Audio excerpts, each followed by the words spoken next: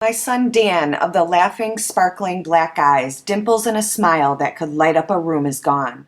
My son, with his wonderful ability to catch the essence of others through mimic or drawing, is gone. My son, who was hero to his children and to his nephews, is gone. Dan was a boy and a man of great curiosity and a tremendous sense of adventure. He never quit and he never gave up. He wanted to be a pilot.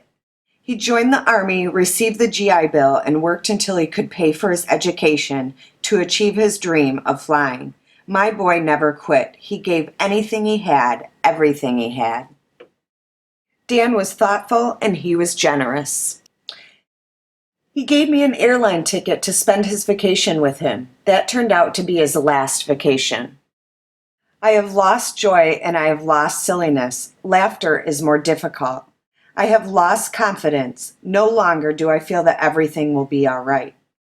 I should not have had to listen to an official ask me if it mattered which remains I received. I should not know that the only way identification could be made was through a scrap of cloth, that nothing else was recognizable. I should not have been told that bribes had to be paid and that Dan's remains would not be received in time for his memorial service. The horror of all of that stays with me.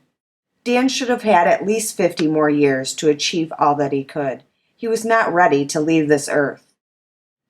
He intended to raise his children and travel with his wife. What was the reason? Was it carelessness? Was it greed? Or was it indifference? Dan always did the best job he could, and he had to trust everyone else to do that too. Why was my son sent up in a plane that had not been properly maintained? Was Dan scared in the last few seconds of his life? Did he know? Did he cry out for his wife, his son, his mom? 37 years and 2 months of life.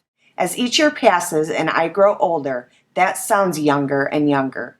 Not nearly long enough for a man or for his mom. Dan was loved. He cannot be replaced. I want him back. Dan's mom was always every step of the way involved in all of our decisions, because she always had the logical aspect. She was on the outside looking in. Maggie, being the person she is, very outgoing, and the same with Sam. They're very outgoing people, very logical, and Maggie was always involved in everything we ever did. Always. Wonderful woman. Love her to death. Everything was good. You know, his wife was happy. Things were good. How happy his son was with, you know, the fact that they were able to spend time together, you know, work on the bike, go to different events, you know, in the motocross field, and how happy he was, how proud he was of his son. Keaton's had a rough time. Keaton's had a lot of outbursts. He's had a little bit of violence. He had a hard time in school. He did not actually pass a grade in school until this last year. Dan was the kind of pilot that other pilots called when they needed answers. Because Dan had this incredible elephant memory. He could literally answer information as if he was reading it right out of the book without having the book in front of him. Opinion of him would be an individual that was a by-the-book, straight-laced, easy to be around individual. The time that he would come home until the time he would have to get up and get back in the plane, we were out doing something. Dan had respect, caring, compassion,